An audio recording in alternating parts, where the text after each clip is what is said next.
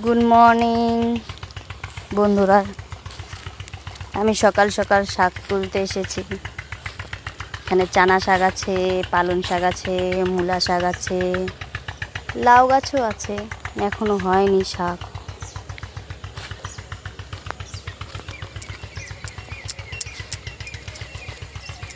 আমাদের জমিতে দেখো ঘেরা দেওয়া আছে, তালাও লাগানো থাকে আমাদের জমিতে। এত দামি দামি জিনিস হয় কি তালা লাগাতে হয়।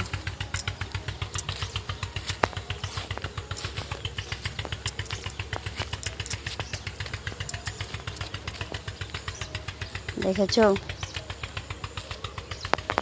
যেহেতু আমাদের এখানে নবরাত্রি লেগেছে তো নিরামিষ খেতে হয়। সকালবেলা মন্দির থেকে এসে এখন শাক তুলতে এসেছি।